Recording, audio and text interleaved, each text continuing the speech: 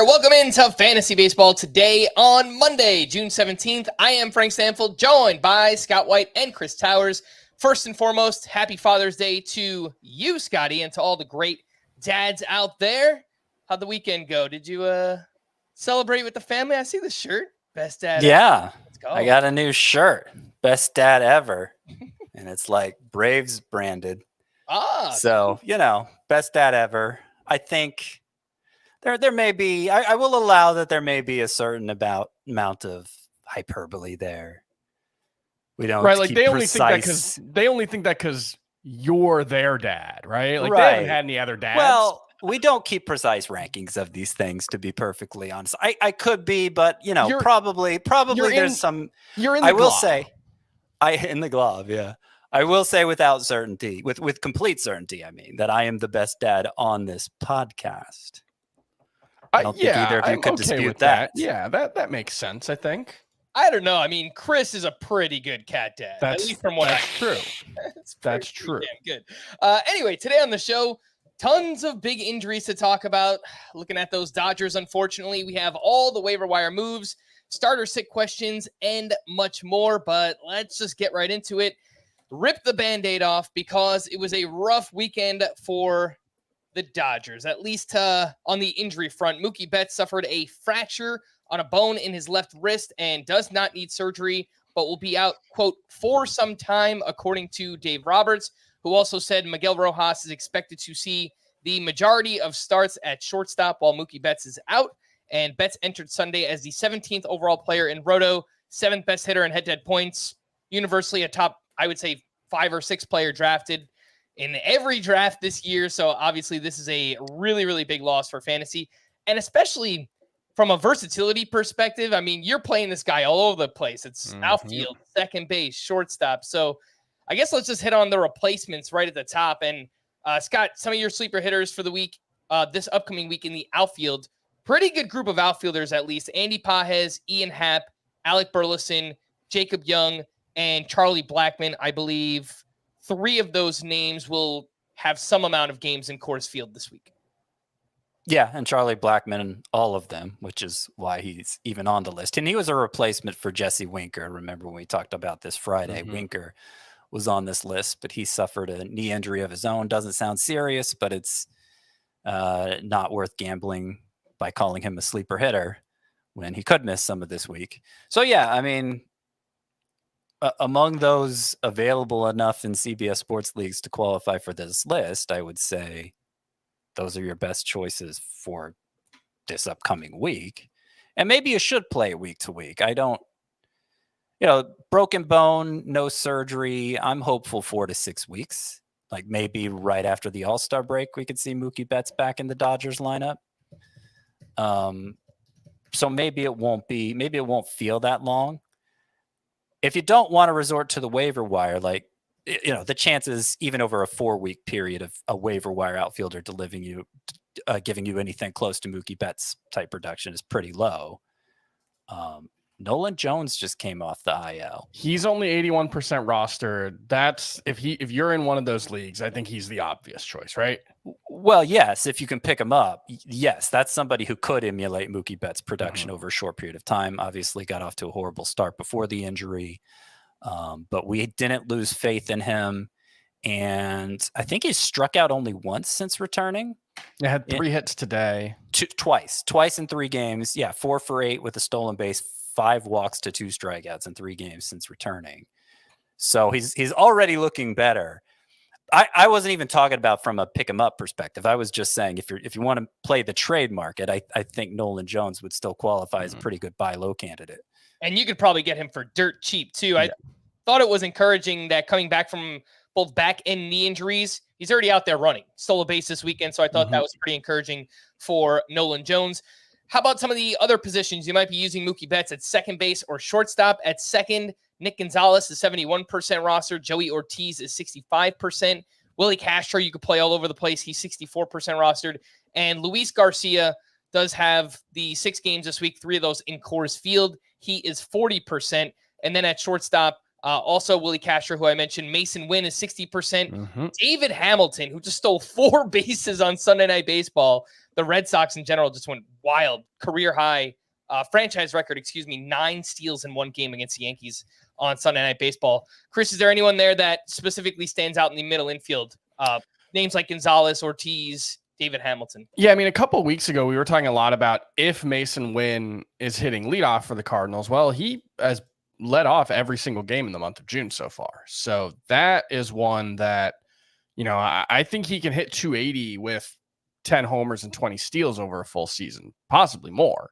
So I think he's a pretty good one. David Hamilton, kind of just a steal specialist, doesn't really play against lefties. So, limited utility there. I'd throw out Paul DeJong, who I certainly don't expect to continue this hot streak, but that's 7 homers over his past 15 games. Strikeout rate has been down in that range of dates. Barrel rate and quality of contact is okay for him. So I like him. He hasn't done anything yet, and we don't expect him to be off or up for long, but Adiel Amador, is that how we pronounce his name? I don't think I've said his name out loud yet. I believe it's Adael Amador. Adael Amador. He's got 7 games of Coors this week. So, if you want to take a chance at that, and then at second base, I really like Spencer Horwitz. I don't necessarily think he's going to be a difference maker moving forward, but strong contact skills, leading off against righties for the Blue Jays right now. He's a sleeper hitter for this upcoming week too, because they're facing nothing but righties. Yeah, I think that's a pretty good one. Yeah. So for the middle infield, can I throw out a couple more outfielders? Sure. Jared Kelenic led off for the Braves at least once this week, right? Did he lead off twice? I think the plan is for him to lead off against righties. Against righties, yeah. He led off both Saturday and Sunday, and homered both Saturday and Sunday. And I might have done this wrong, because I have him hitting 300 since the start of May. That doesn't sound right, does it? His average is pretty good. He's just not hitting for much power. So yeah, until Saturday and Sunday. Yeah, that sounds wrong. In his last, so this is the number I wrote down for Kelenic. In his last 18 games, 305 with 3 homers. Okay. This one's kind of a long shot because he's not actually in the majors right now, but Tiger's got to be close to calling Parker Meadows back up. He was a guy that a lot of people liked coming into the season. Frank, I think you had him as a sleeper. He's hitting 287 with like a 930 OPS since going back to AAA. Tigers have some offensive woes. So, I mean, don't ask Spencer Arrighetti about their offensive woes, but ask the other Astros pitchers, and they will tell you. So, I think Parker Meadows as a stash in deeper leagues makes sense. He's 9% rostered. Again, if we're talking about upside and chasing guys who could get hot for a month and help you avoid losing too much with Mookie out, I think Parker Meadows makes some sense there. I got another trade target too for shortstop, Dansby Swanson, who I've seen dropped in some shallower leagues. If you're getting dropped, if you reached a point where you're getting dropped in shallower leagues, then you can probably be had pretty easily in a trade in deeper leagues. And it's having a miserable season so far, but good track record. We've been there before, yeah. For a month at a time, we've seen Swanson put up Betts-like numbers before. So obviously you're not getting a sure thing unless you're giving up half your roster for it. So you just have to recognize that to a certain degree you're going to be gambling no matter what direction you go. That number I had on Kelenic, it's since the start of June. Okay. Yeah. Don't want to spread misinformation on the internet. So, yeah. Couple of their names in deeper leagues. I know you brought up Paul DeJong, Chris. I think Miguel Rojas, again, this is like 15-team roto, NL only league. Might be more interested in Miguel Vargas. Just maybe he gets an opportunity. Perhaps, yeah. I know, look, the Dodgers have good matchups this week, so I think Rojas could make some sense. Nick Senzel, they have 3 games in Coors, and the aforementioned Charlie Blackmon. Again, all of the replacements you could possibly ask for Mookie Betts. Unfortunately, out with a fracture on a bone in his left wrist. Let's talk about the other big injury, and Yoshinobu Yamamoto left Saturday's start with right triceps tightness. He was then placed on the 15-day IL on Sunday, and we later found out that he's dealing with a strained rotator cuff, and it's not season ending, but will take time to heal. Yamamoto was ranked as a top 10 starting pitcher for each of us. Chris, I need you to throw on those scrubs. The fantasy doctor is here. Do you have any idea how much time Yamamoto might miss with this injury? I am not at all any kind of doctor, but I do have a Baseball Prospectus subscription, and they have something called the recovery dashboard that tracks how long it took for players to come back from various injuries. And if you sort by rotator cuff and take away contusion, because I don't think that's really relevant here, it's not great. So of the 20 players in their database since 2017, pitchers who had rotator cuff strains, 5 of them were back within 20 days. Another one was back within 21 days. 8 were back within 30 days. And then 8, 9, 10 were out at least 55 days. So it does seem like there is a chance that this is just a short-term thing. And look, everything the Dodgers have said so far, 8 hours after we learned about the injury, is that it's not considered serious. It's not season ending, is what Dave Roberts said, although that feels like it's not season ending yet. But one setback is the concern there. So I'm not saying drop Yoshinobu Yamamoto. I'm not saying his season is over. I'm just saying there is probably a wide range of outcomes here that stretches from he's in their rotation on July 10th. Or I do think there's a possibility that things just go wrong enough, as we've seen with Kodai Senga, right? Mm-hmm. It's a different type of injury, but still the shoulder, still a serious injury. Mm-hmm. If Kodai Senga's injury had happened June 17th rather than, March 10th or whatever it was, you start to do the timetable there in your head, and it's pretty close to bumping up against the end of the season. So that's my concern, is that while it's not necessarily certain at all, there's definitely risk that this wrecks Yamamoto's season. But if I track those numbers you gave, I was just doing quick math in my head. It was like 65 to 70% of the cases were back within a month. No, it's about 45% within a month. The median is right around 50 days missed. Okay. Yeah. Mm-hmm. Again, that is Yamamoto, who is dealing with a rotator cuff injury. I guess the one good news item the Dodgers got this weekend is that Bobby Miller will return from the IL to start Wednesday in Colorado, taking the spot of Yamamoto in the rotation. That's a pretty easy bench, right? First start back, and it's in Coors. So no thanks on Bobby Miller, right? Rather not. Yeah. All right, let's take our first break, and when we return, we will get into some of the players of the weekend. We'll get into some waiver wire pitchers for Yamamoto replacements. We'll do that right after this. I think the cool part about being on Team USA is that everyone represents the American dream.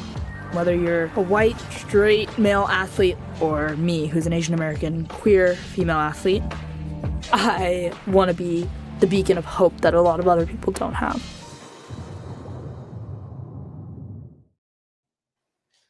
Welcome back in. Let's get into the players of the weekend. Oh my goodness gracious! All right, Scott. You got the best dad ever shirt on, the Atlanta Braves logo. Mm-hmm. Where are we going?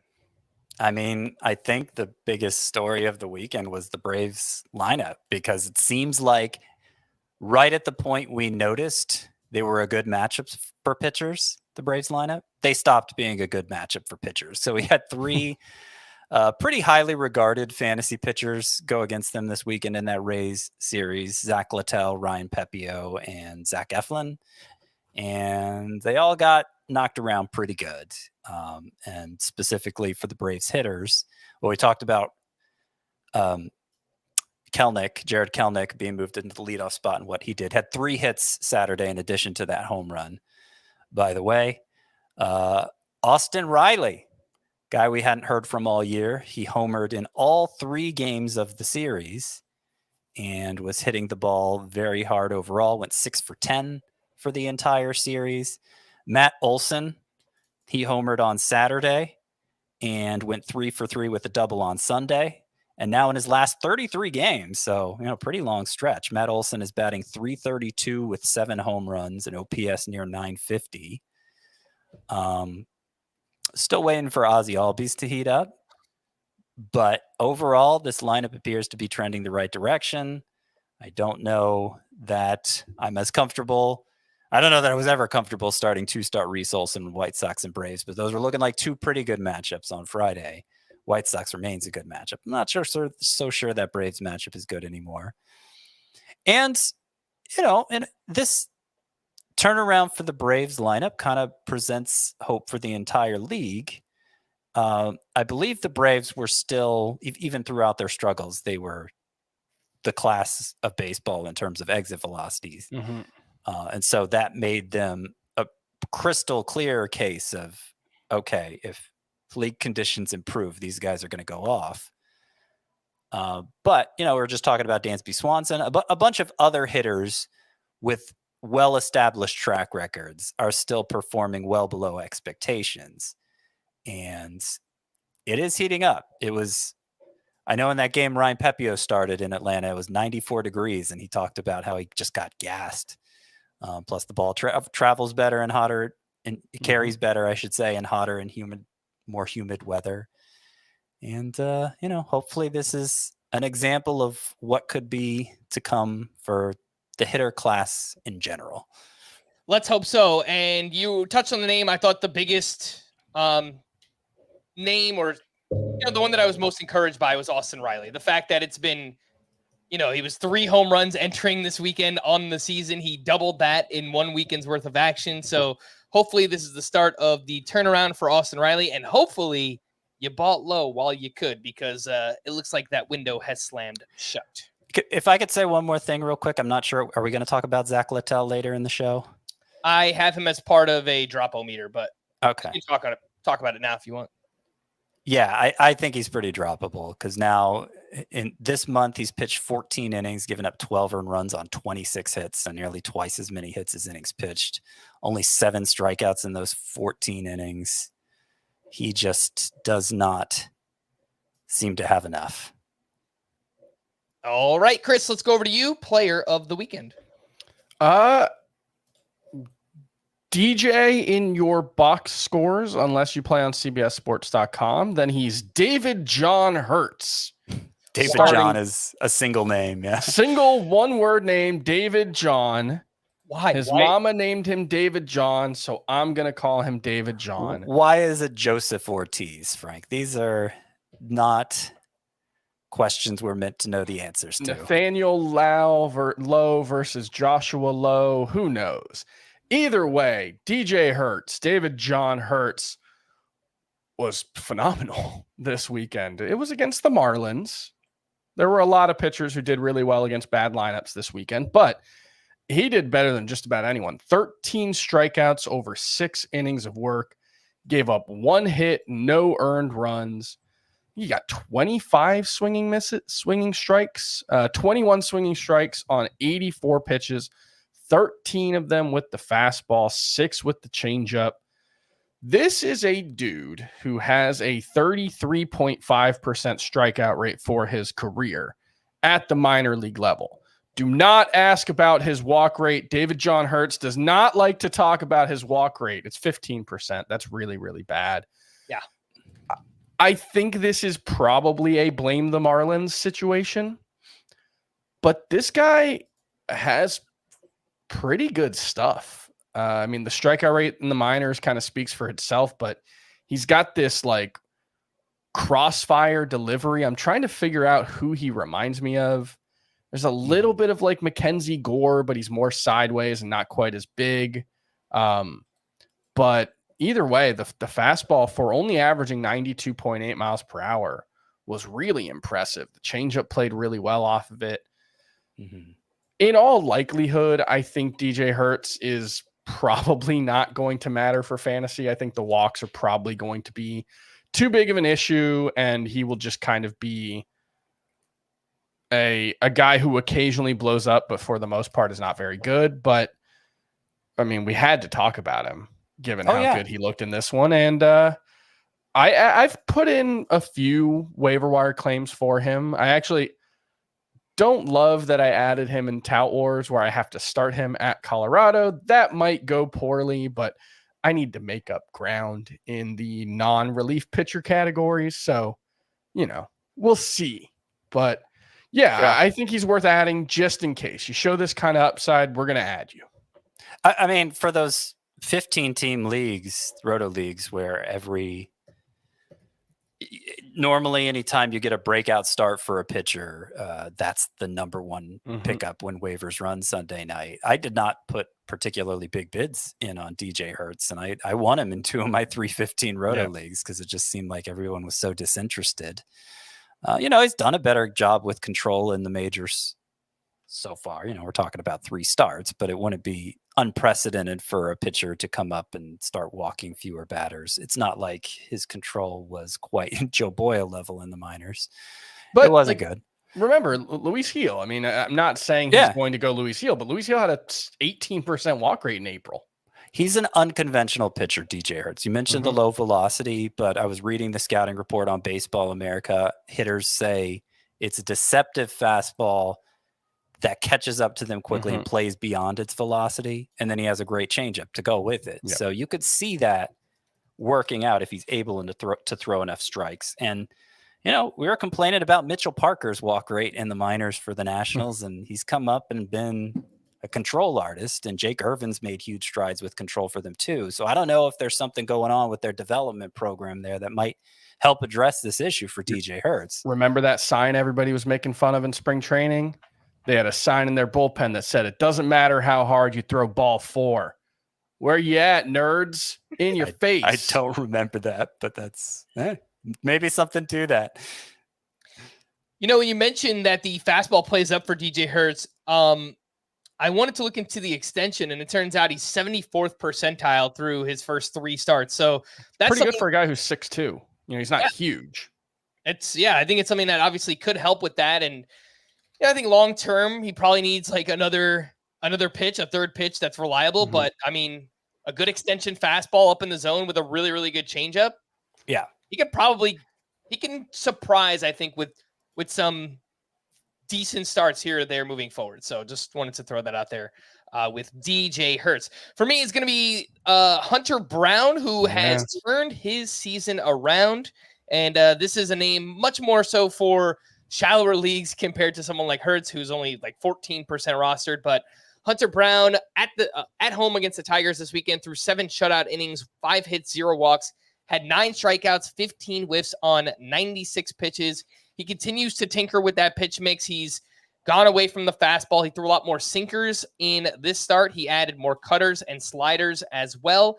He's got like 5 or 6 different pitches that he can mess with. So I think whatever is working that day is something that Hunter Brown can continue to go with on a start-to-start basis. And over his past 5 starts, it's a 1.74 ERA, a .84 whip, 10.2 K per 9, 59% ground ball rate. And I think most encouraging for me is 83.2 average exit velocity during that time. He was getting crushed earlier on in the season. Even last year, lots of hard contact.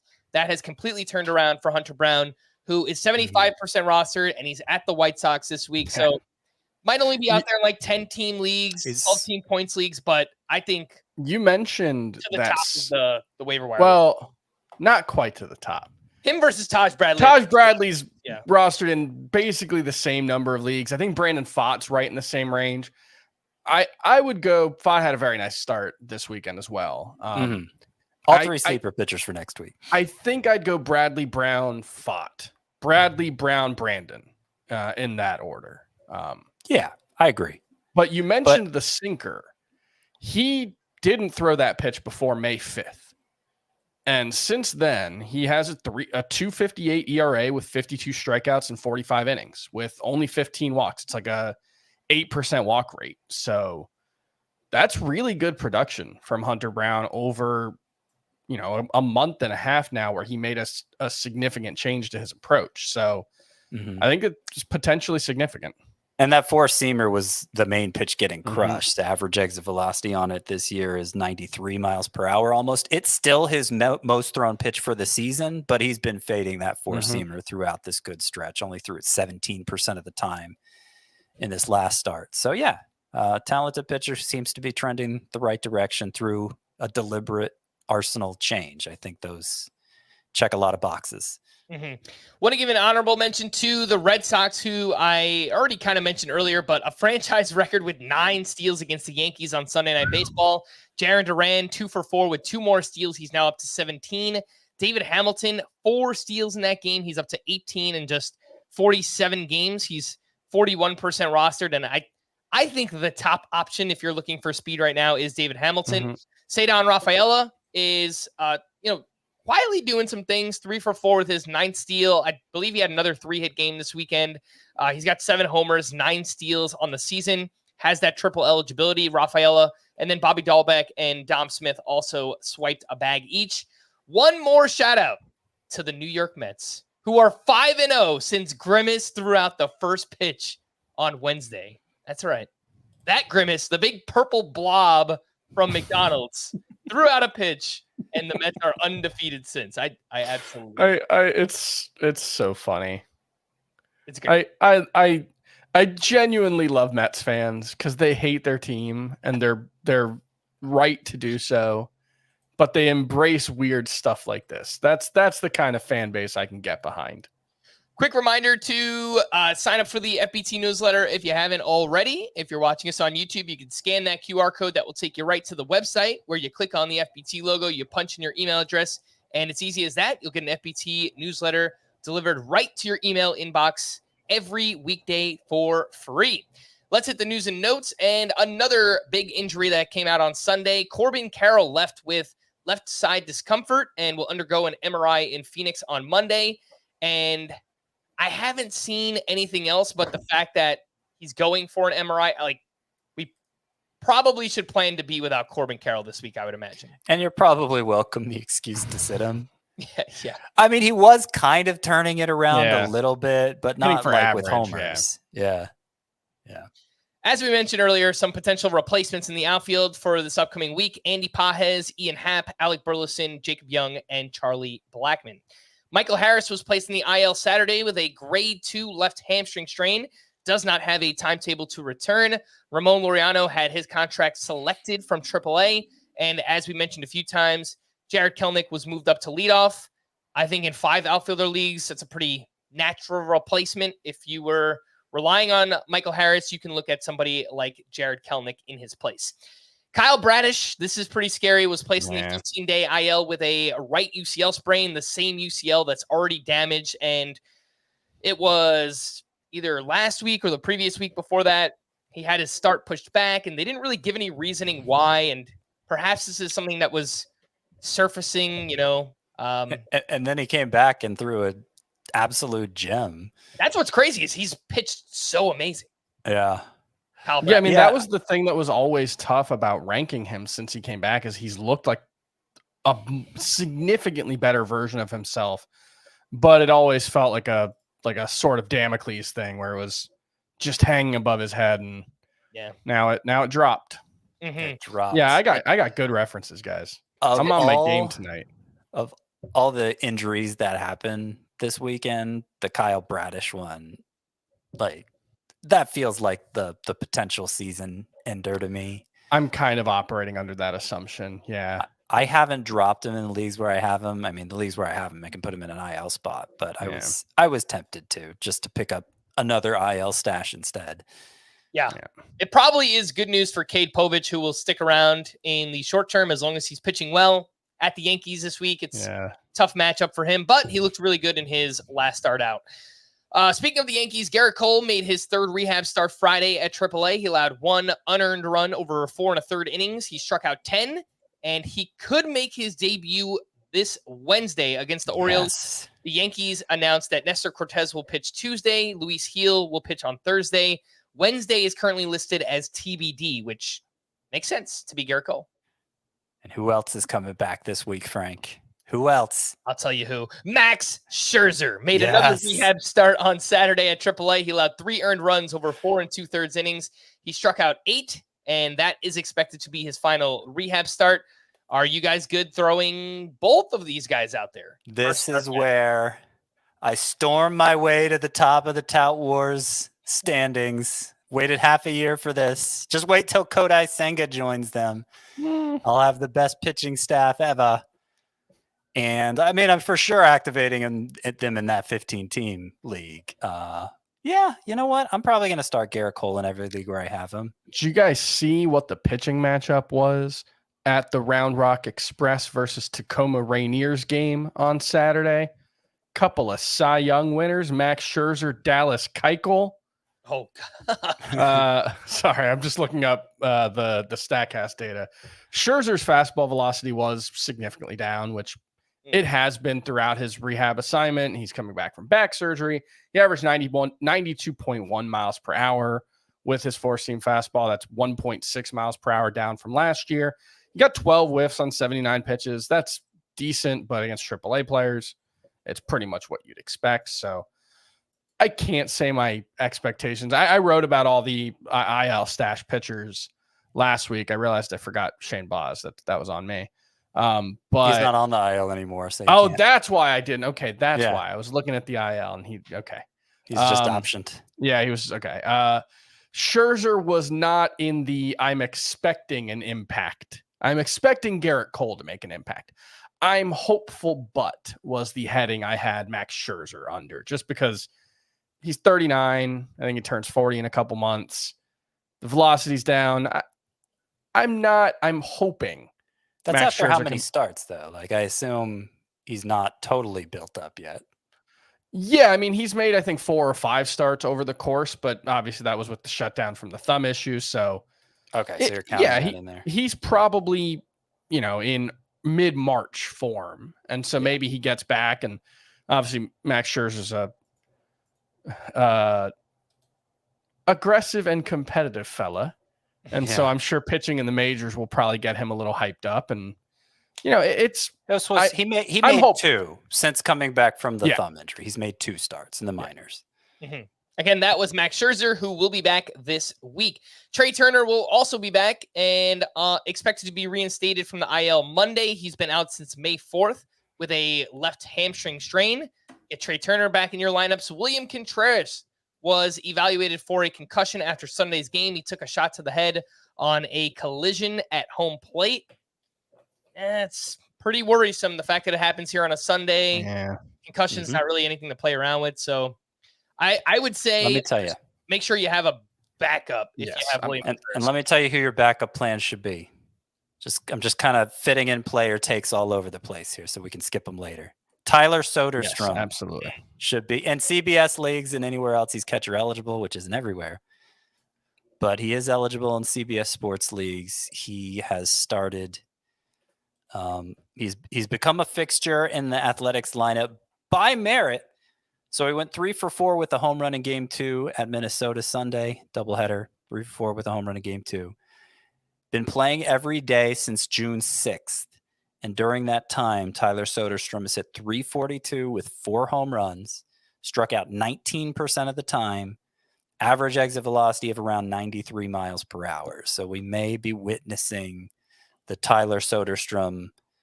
I'm finally reached a level of comfort against major league pitching, and I'm ready to just live up to my potential now. That may be what we're seeing here for a catcher eligible player who's playing every day. Yeah, and I'll also throw out Mitch Garver's been actually. The batting average has continued to be pretty bad, but he's on like a 28 homer, 90 RBI pace since the start of May. And I did make sure that was correct. So it's been a disappointing and frustrating season for Mitch Garver, but I still think there's a useful player there.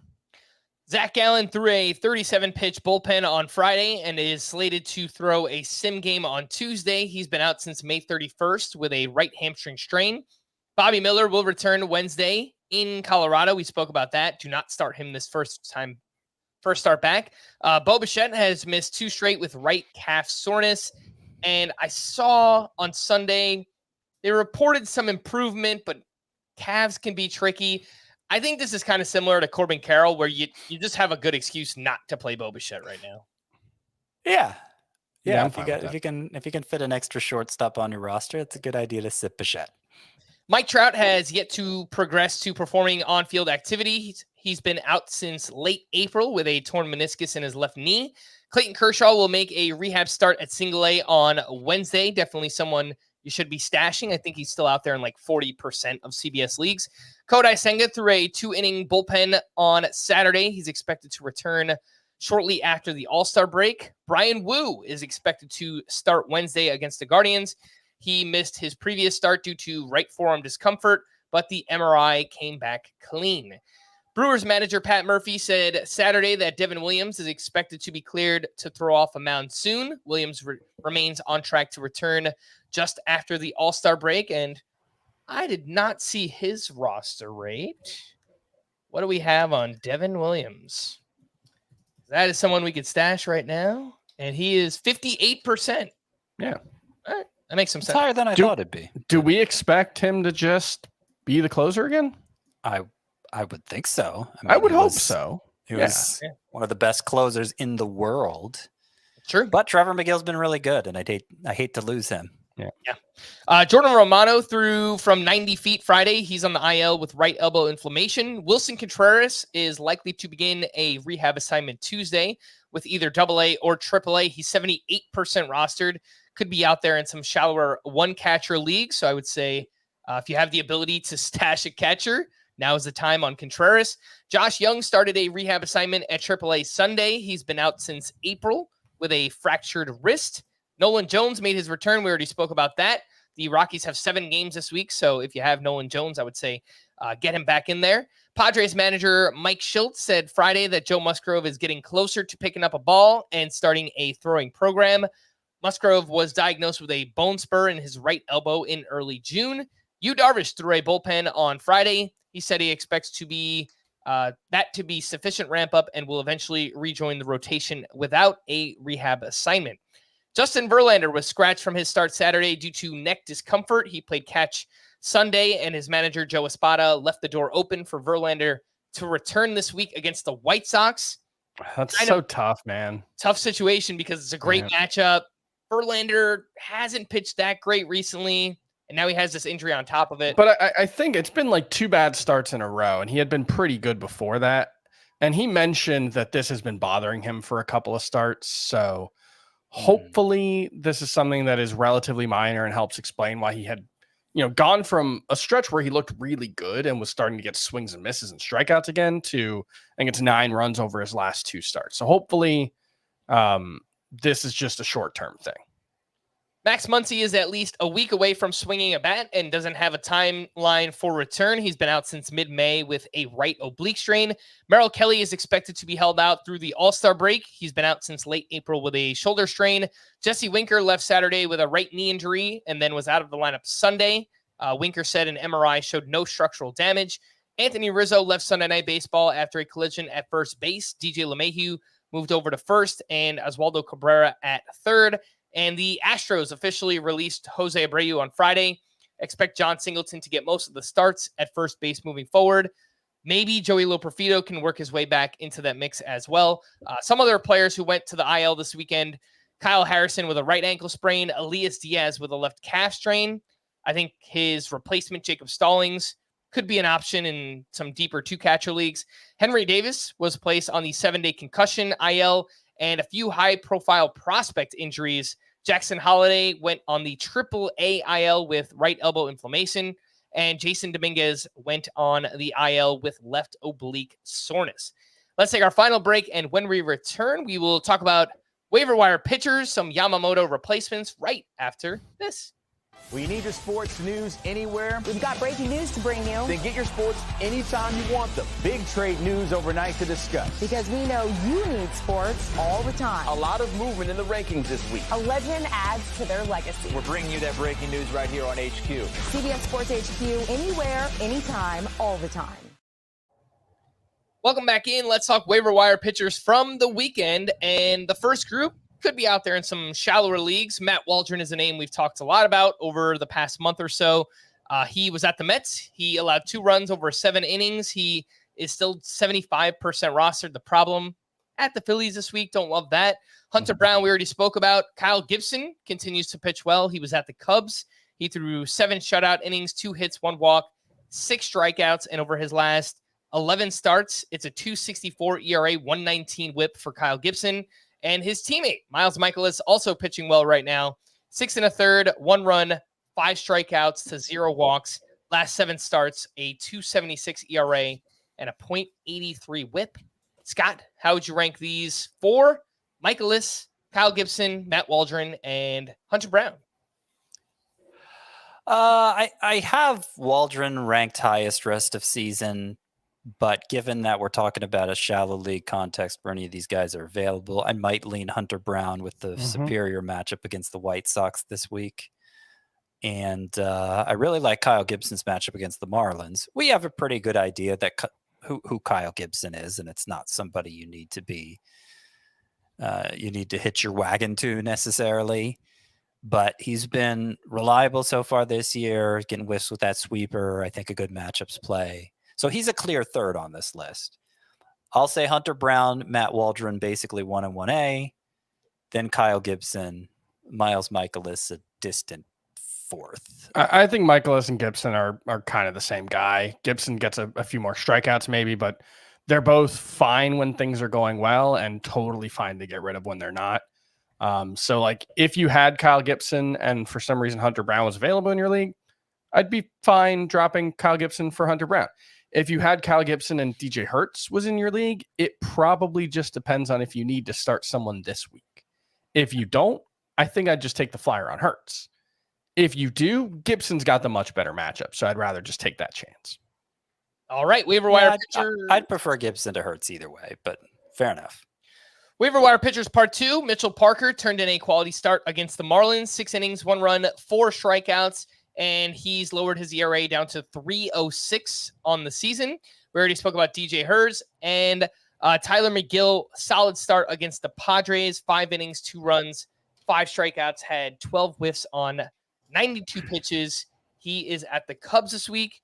Mitchell Parker also at Colorado, so not great. Chris, how would you rank that group of Parker, Hertz, and McGill? Yeah, ideally, I would want Hertz as a rental just to see. Oh, gosh. Sorry. But I was wondering when you were going to do it. You don't want to use him against the Rockies this week, so I think it's fine to pass on him. But it's Hertz, McGill, and Parker for me, I think. All right, waiver wire pitchers part 3. These are, I would say, not the most enticing options, but you know who they are. Jameson Taillon, quality start against the Cardinals. 6 innings, 2 runs, 3 strikeouts. Has a quality start in 3 of his last 4. Colin Ray turned in a quality start against the Reds. 6 innings, 3 runs, 2 of those earned with 6 strikeouts. He did throw more sweepers and splitters in the start, which is exactly what we want from Colin Ray. And Jose Quintana, a strong start against the Padres. 6 innings, 1 run, 6 strikeouts. He is also at the Cubs this week. Scott, do any of these names matter for fantasy? No. I mean, you may have to stream one on occasion, but you don't feel good about it. Jameson Taillon actually has a 3.08 ERA on the year. Yeah. I don't know if you said that, but it's like we've been speaking poorly of him, speaking ill of him, but he's pitched to a 3.08 ERA. So there's that. None of the ERA estimators like it. He actually has a career low K per 9 rate.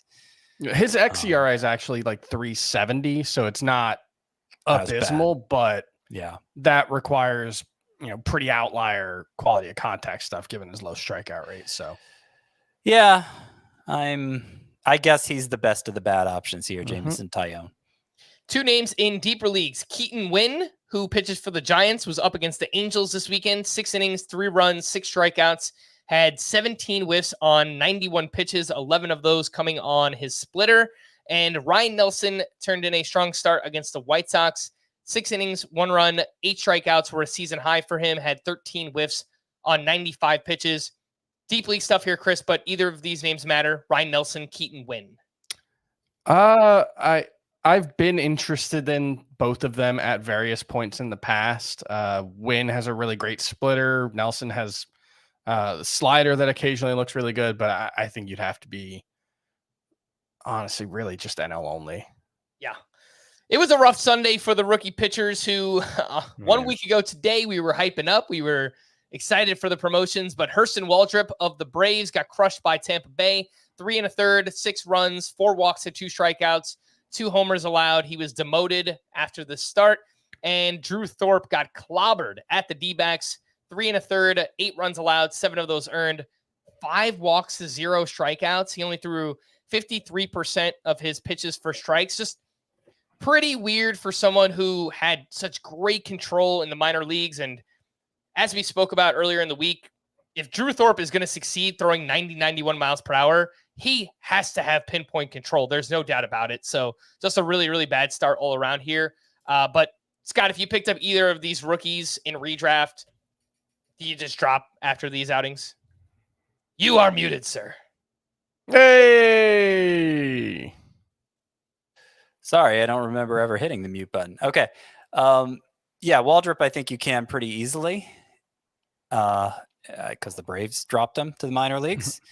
Drew Thorpe, I'm not saying you have to hold on to him. He does have a good matchup against the Tigers. Do you really trust him for that coming off an abysmal start? I don't. No. The changeup wasn't working in this one, and that's kind of his everything. He didn't throw it nearly as much as the first start. The thing about the control, it seems like there have been a lot of instances of this. Like the control is the pitcher's selling point coming out of the minors, and then he comes up and he's just walking everybody inside. I mean, to a certain degree, Tanner Bybee's been that over the past couple of years, but to a greater extreme now, you have Drew Thorpe doing it. You have Adam Major doing it. Yeah, he has 13 walks in 3 starts. He had 14 in 18 starts last year. Yeah. So if I have to hold on to one of Thorpe, Major, Waldrop, it's probably Thorpe. Yeah. But I'm dropping him for Kyle Gibson. I'm dropping him for Mitchell Parker. Even though Mitchell Parker doesn't have a good matchup coming up. You drop all those for Hertz? I would. Yeah, I mean, I dropped Thorpe for Hertz at this point. Sure. The one thing I will say about Thorpe is his zone rate was 47%, which is fine. Most pitchers are within a few percentage points of 50% one way or the other. He garnered 2 swings on pitches outside of the strike zone. He threw 32 pitches outside of the strike zone. He got 2 swings on them. Both of them made contact. That's the problem. Nobody's going to throw 70% of their pitches in the strike zone. Kyle Hendricks doesn't do that, but you got to be able to get chases, and you got to be able to get whiffs on those chases or weak contact. And Drew Thorpe didn't do either of those. And this is my problem. It's kind of a 1-pitch profile, and the margin for error there is going to be really, really slim. Mm-hmm. Let's talk about some waiver wire hitters from the weekend. And JD Martinez is heating up. He went 3 for 3 with a double dong on Saturday.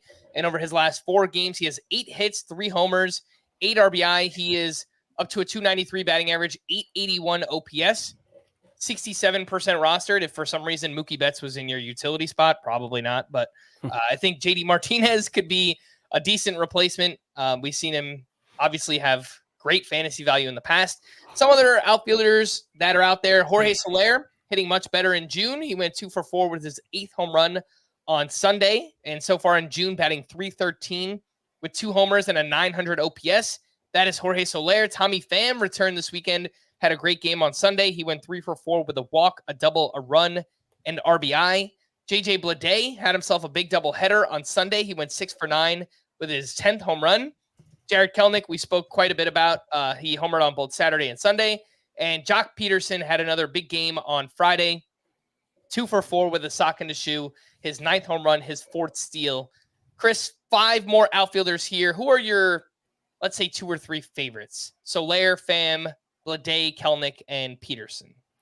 I would say it's probably Soler, Kelenic. Bleday, I don't really buy it, but he's been pretty good for long enough this season. We're talking about a month and a half, almost 2 months where he's been really solid. So I'll put him third, but it's a decent amount behind Jorge Soler and Gerald Kelenic. I just think there's a bit more sustainable upside with both of those guys. I noticed Jock Peterson is only 21% rostered on Yahoo. Mm-hmm. Lots of daily lineup leagues on Yahoo, and Jock Peterson just fits that format to a T. Not that, he's not amazing, but a 904 OPS whenever he's playing against right-handed pitching, that's a pretty serviceable player. So I would say if you do play in a daily lineup league, Jock Peterson is probably one of the more valuable players in that format. If I could give an honorable mention here, he's over 80% in CBS leagues now, but Elliot Ramos went 7 for 14 with 2 home runs this weekend, so he is not cooling off. Yeah, I think he has something like 31 RBI in how many games here? I didn't write down how many, but 30 RBI with a 965 OPS for Elliot Ramos so far is just, he has been awesome. If you're looking for a corner infielder, one of Scott's sleeper hitters for this week, Carlos Santana, had a huge doubleheader on Sunday. He went 3 for 6, a sock and a shoe, his 11th home run, his 2nd steal, and so far in June, batting 326, 3 homers, 13 RBI, an OPS just over 1,000 for Carlos Santana. Has 6 games this week, 3 against Oakland. So really good matchups there for Santana. Some names in deeper leagues. Pete Crow Armstrong has a steal in 5 of the past 6 games. He's only started 4 of those outings. He's got 2 lefties coming up this week, but he is running if you're looking for speed in 5 outfielder leagues. He is basically the fastest player in baseball. I think him and Ellie De La Cruz are like 1/10 of a second in sprint speed behind Bobby Witt Jr. for fastest player in baseball. So the speed is real there. A couple other names in deeper leagues. Daniel Schneemann is he plays for the Guardians, if you were wondering, and he had a huge game on Sunday, 3 for 4 with his first career home run. Addison Barger was recalled by the Blue Jays on Saturday. He went 1 for 3 with an RBI, and then on Sunday, 2 for 4 with a run, RBI, and his first steal. Tyler Locklear has looked pretty good for the Mariners since getting called up in 8 games, batting .222, but has 2 homers and 1 steal. And Mickey Moniak, over his last 7, is batting .381, 1 homer, 6 RBI, 1 steal. Deep league stuff here, Scott, but does anyone stand out? Crow Armstrong, Daniel Schneemann, Barger, Locklear, and Mickey Moniak. So I had not heard of this Schneemann guy until today. That was Jack Black's character in School of Rock, right? Schneemann. Pretty impressive numbers for Daniel Schneemann in the minors. 294 with 10 home runs this year, 984 OPS. But not just that, like average exit velocity 90.6, max exit velocity 110.6. So he was genuinely hitting the ball hard. And the Guardians have done this with a few players. Certainly David Fry stands out, just kind of nondescript minor leaguers who put up solid numbers, and then they come up to the majors. And while all the stud hitters fall on their faces, these guys continue to produce. So we'll see how much playing time Daniel Schneemann gets. But if it ends up being fairly regular, it wouldn't surprise me if he was somebody who became of interest in fantasy. And, also Tyler Locklear off to a pretty good start too. I'd still think he's more of a deep league option, but a lot of people need corner infield help in those leagues. Sounds like Ty France might be back really soon, which is surprising. Oh, really? Yeah, he was like running the bases and did batting practice today. So yeah, it's weird because I would speculate that they can keep Locklear around, but Mitch Garver is basically team's DH, so probably not. But they need offense any way they can get it. The Seattle Mariners do. Yeah, but Locklear only has like 8-9 games above AA, so I would assume their preference is to send him back down. Let's wrap up with some starter sit decisions and some leftovers. And some of these pitchers I think are kind of fringe start options at this point. It's crazy to say, but Jared Jones, a rough outing. It was in Coors Field, but he has struggled even outside of this start. 4 2/3 innings, 6 runs allowed, had 6 strikeouts, and over his last 4 starts, it's a 5.85 ERA, 160 WHIP, over 5 walks per 9 in his last 4.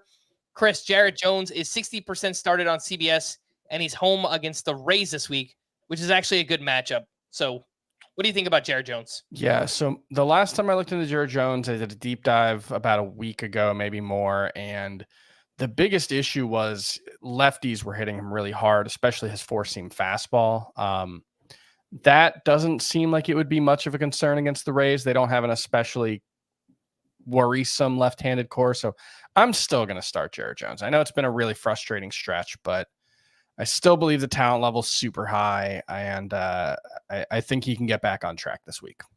Mackenzie Gore was awesome against the Marlins. 7 innings, 1 run, 10 strikeouts, had 25 whiffs on 103 pitches, and this was his third start with double-digit strikeouts this season. He's only 55% started on CBS. Gets the D-backs this week. They are second in WOBA against lefties, so a tough matchup there. Scott, starter sit Mackenzie Gore this week. I lean towards sit.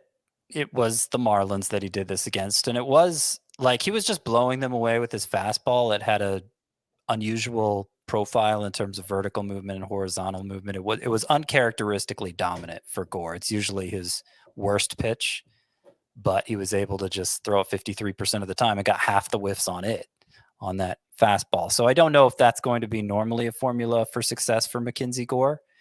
And obviously this is a tougher matchup. Deep leagues where you don't have many choices, okay, you're probably starting Gore every week, but shallower leagues where you do have choices, I would lean against it. Kevin Gothman's velocity was way down again. He was facing the Guardians this weekend, 5 1/3 innings, 3 runs allowed, had 6 strikeouts, only 10 whiffs, and he has just 6 quality starts in 14 outings this season. Chris, what do you think about Gosman? He is home against the Red Sox this week. They are 7th in WOBA versus righties. I'm probably starting him, but I'm kind of reaching the point with Gosman where I just wonder if he's just fine, he's just decent, and he's going to have these stretches. We've seen several stretches from Kevin Gosman now where it's okay, he figured it out. He got 10 strikeouts, and then the next start, and then the next start is whatever. And I think that might just be what he is right now. And I'm not saying it's what he is forever, but I'm probably not going to fall for the next 10 strikeout start. We'll see. I may, but I at this point, I'm thinking no. Freddie Peralta continues to struggle. He was up against the Reds this weekend, 5 1/3, 10 hits allowed, 6 earned, 2 home runs allowed in this start. And over his last 10 starts, that's now the majority of the season for Freddie Peralta. It's a 5.50 ERA, a 1.39 whip, and he is 72% started at the Angels this week. Scott, do you start or sit Freddie Peralta? Against the Angels, You start him. Yeah, I probably start him, and I know it's been frustrating. This might just be part of the Freddie Peralta experience, because if you look at the underlying ratios, they're all pretty similar to last year. But remember, last year, I think on this date, he had a 4.73 ERA and a 4.85. That's what I was going to say. His ERA was even worse at this time last year than it is now. Yeah, I think that's just what he is. Right. I felt a little stupid about calling him a bust after the first, 4 or 5 starts, but consistency has always been inconsistent for him. Jack Flaherty pitched well in his first start back after suffering that back injury. He was at the Astros, 5 shutout innings, 3 hits, 1 walk, 6 strikeouts, and he is home against the White Sox. I think it's a slam dunk, right, Jack Flaherty? Yes, start him. His fastball velocity was down a bit in this. I think it was his lowest of the season, coming back from the back issue. I should have read more about it, but I gathered he was still kind of pitching through that from some tweets I saw out there about the start, and so that might explain the reduced velocity. But he managed to gut it out in this start, and then the White Sox are obviously. Yeah, that's the thing. How many matchups would you sit Jack Flaherty against right now? Yeah, I think at Coors, at New York Yankees. I think he's mostly a must-start pitcher. It's just the It's fact just that Velo is down a little bit in the back. Yeah, no, I get it, but I think he's earned the benefit of the doubt. Charlie Morton pitched well against Tampa Bay, 6 innings, 1 run, 8 strikeouts, had 22 whiffs on 105 pitches, and he has been pretty inconsistent from start to start this season. He's at the Yankees this week. 49% started.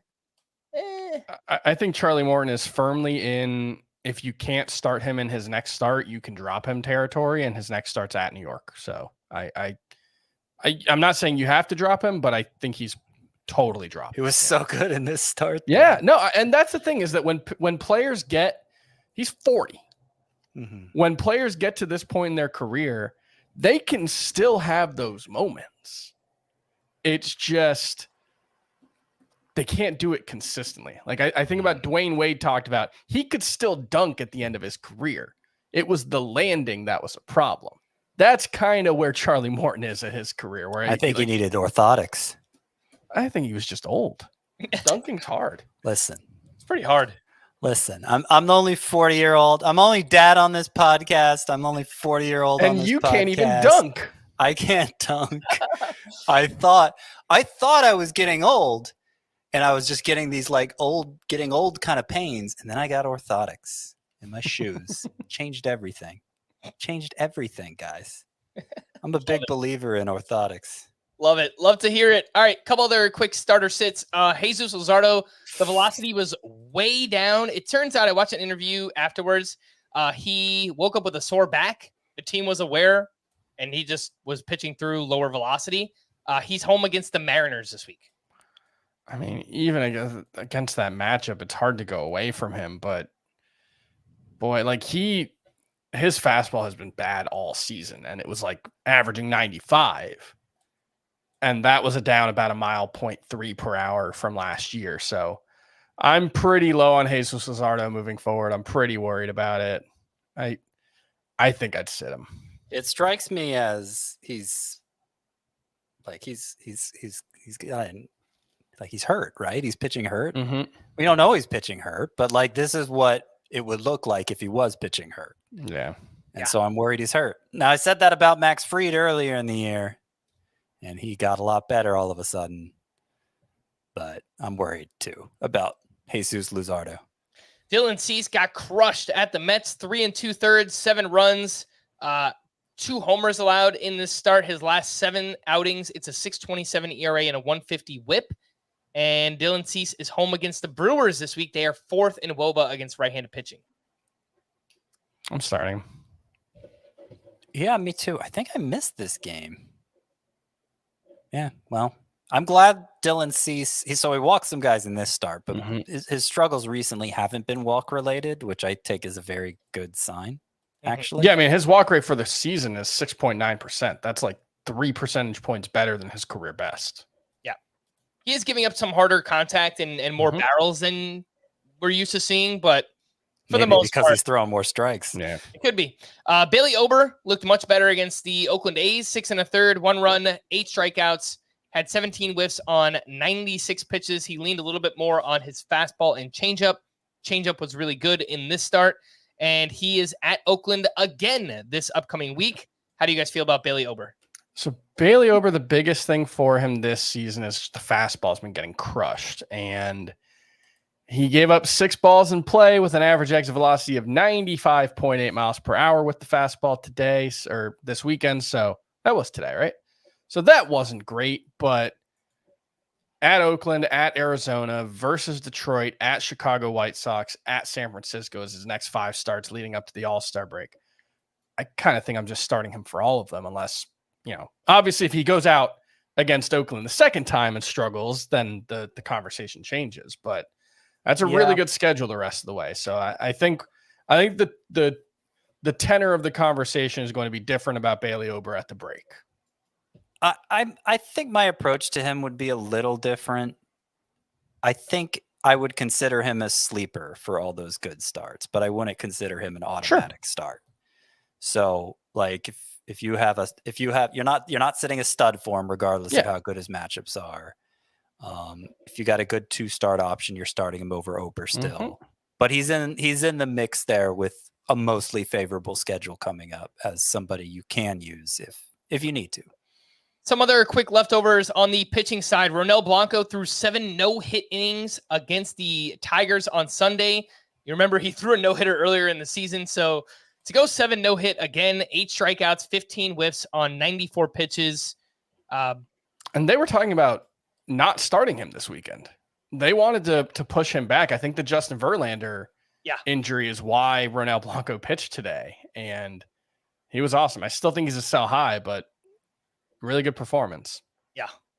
He's down to a 2.43 ERA and a .97 whip for Ronel Blanco. Logan Gilbert was awesome against the Rangers. He threw 8 shutout innings, 2 hits, 0 walks, 9 strikeouts, had 21 whiffs on 101 pitches, and did change up the pitch mix in this one. He leaned on the slider. It was his most used pitch, and it was really good. He also threw a few more splitters, and that pitch was really good. So I think this is an encouraging development for Logan Gilbert. And if you'll remember his previous start where he also pitched well, it was the cutter that he threw about twice as often as usual. And we've seen this from George Kirby in recent starts with a lot of success. He's been throwing more sliders, less fastballs. So it's weird. Like the Mariners went from having a very fastball heavy approach with their entire pitching staff, and suddenly it's like they decided it wasn't working anymore, and they're pivoting all at once here and finding success with secondary offerings, which is especially encouraging in Kirby's case, because we didn't even know if he had that kind of secondary arsenal to turn to. Lastly, on the pitching side, Zach Wheeler got crushed by the Orioles on Sunday. 4 1/3, 8 runs allowed, a career high 4 home runs allowed in one start. Even after this, it's a 2.84 ERA and a 101 whip. Anything that actually stood out concerning wise for Zach Wheeler, or just a really bad start? He only threw his splitter twice, so he just didn't have the feel for it. He usually throws about 10% of the time, but I don't know. It's Zach Wheeler. Okay. Some hitting leftovers. Anywhere that you want to just jump in, feel free.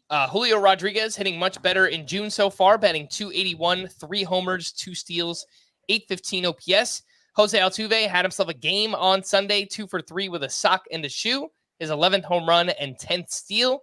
Ellie De La Cruz had a big game on Sunday as well, 2 for 3 with a sock and a shoe, his 12th homer, his 36th steal, and an awesome play at second base where they tried to pick Ellie De La Cruz off, threw it into center field. He scored from second on a pickoff attempt. Which Did you see crazy the play he made with Snoop Dogg in the I did. The announcer's booth on Saturday? I heard it. That was, look it up. It's really fun. It was funny. It's like, he doesn't have an arm for that. No way. And he just like made the throws. Really it's like, I guess Snoop Dogg didn't read the scouting report. Ellie De La Cruz has the strongest arm in baseball, you know? Yeah. Shohei Ohtani went off on Sunday as well, 2 for 3 with a double dong. He's up to 19 home runs, 15 steals. Carlos Correa is on fire. On Sunday, he went 5 for 10 across the doubleheader with 2 homers and 4 RBI. His last 11 games, he's batting .511 with 4 homers, 12 runs scored, and 13 RBI. Royce Lewis. So hang on. So overall, 308 with an 877 OPS for Correa. Yeah. And he's got more head-to-head points per game now than Anthony Volpe. Wow. I mean, he's probably not far behind Francisco Lindor for points per game now. It's not updated with the Sunday stats. That's why I'm kind of having to guess. But yeah, he's looking must start. Yep. Royce Lewis launched 2 more homers on Sunday. He went 3 for 7 with 2 homers across that doubleheader. Lane Thomas has homered in 3 straight in 20 games since returning from the IL. He's batting .299 with 5 homers and 5 steals. Anthony Santander continues his hot stretch. He went 2 for 5 with his 15th home run on Friday, added 2 more homers on Saturday. He's now up to 17 on the season.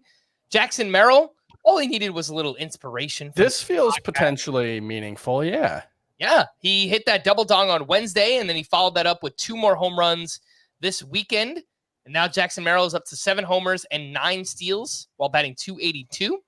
Jeimer Candelario stayed hot, 2 for 5 with his 12th home run. And in June, he's batting .356 with 6 homers and a 1090 OPS.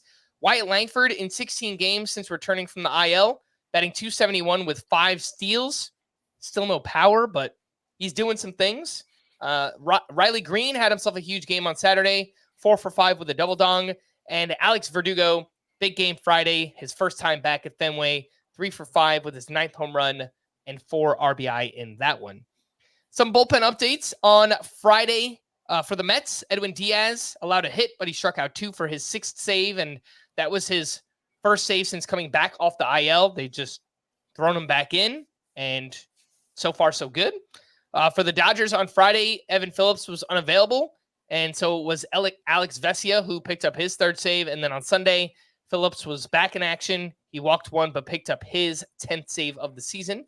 For the Mariners on Friday, Andres Munoz got the 8th inning with a 1-run lead, facing 9-1-2 in the Rangers lineup. He gave up a walk, but struck out 3. Ryan Stanek gave up a hit in the 9th, but picked up his 6th save.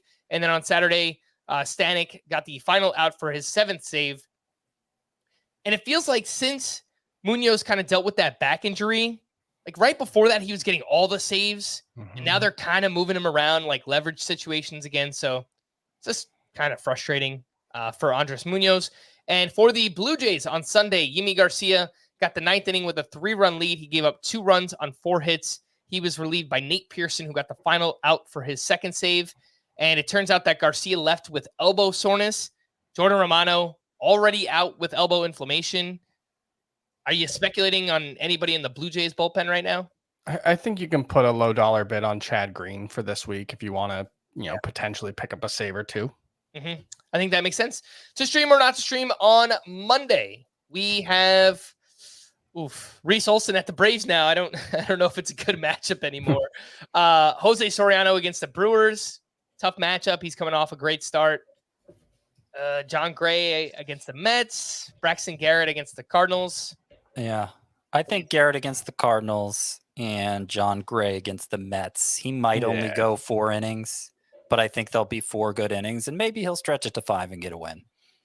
On Tuesday, we have Lance Lynn at the Marlins, Albert Suarez at the Yankees, Spencer Schwellenbach up against the Tigers, Lorenzen against the Mets. He's pitched well. Tobias Myers at the Angels. Pretty good matchup. Alec Marsh at Oakland. Who stands out? I mean, Marsh coming off that start versus the Yankees, I think has to be in the discussion. I don't think like Lance Lynn against the Marlins could be good. It's great matchup, good park, but I don't really buy him being particularly good. Kind of the same with Lorenzen. Like the results have been good lately, but I don't buy it. But any of those 3 could be fine. I will say for the weekly leaguers, Albert Suarez at the Yankees Tuesday. Okay, obviously not a good matchup. Not great for a 1-day streaming situation, but he does line up for 2 starts now, and he didn't when we did that segment on Friday. I have him pretty high up the sleeper pitcher rankings in sort of a Jake Irvin way where it's like 2 not great matchups, but he's earned the right to be an automatic start in a 2-start week, has Albert Suarez. And I think with the injury to Kyle Bradish, you can be pretty confident he's actually going to get 2 starts. Is he RP eligible? I don't think he made enough relief appearances this year to pick that up. No. Yeah, I don't think so either. Quickly, we'll pull that up. And nope. Okay. Albert Suarez, starting pitcher only on CBS. We are going to wrap there for Scott and Chris. I am Frank. Thanks as always for tuning in to Fantasy Baseball today. Please make sure to follow and leave a 5-star rating on Apple or Spotify. And we will be back again tomorrow. Bye-bye.